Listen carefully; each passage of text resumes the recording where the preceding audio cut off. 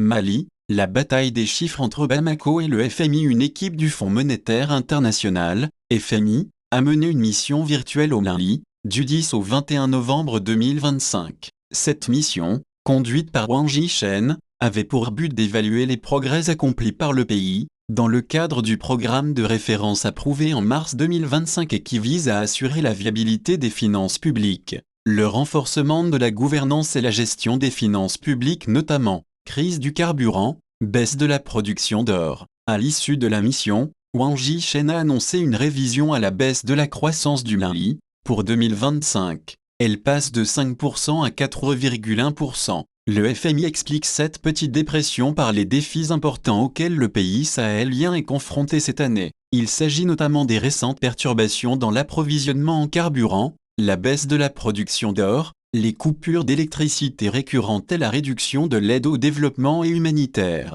Le ralentissement de la croissance malienne s'accompagne d'une inflation inférieure à 3%. Pour 2026, l'institution de Bretton Woods a annoncé une croissance du PIB de 5,5% et une inflation limitée à 2,5%, grâce à une reprise de la production aurifère et à une amélioration progressive de la situation sécuritaire. Bamako publie ces chiffres mais les autorités maliennes ne partagent pas les chiffres avancés par la mission du FMI. Elles ont, pour leur part, indiqué qu'elle projetait une croissance de 6,1% pour le Mali en 2025 et que le taux d'inflation serait contenu à 2,5%. En 2026, la croissance devrait passer à 6,3%, avec un taux d'inflation d'environ 2%, affirment les autorités maliennes qui disent s'appuyer sur les statistiques des services techniques. Auteur, Bernardin Patinvaux.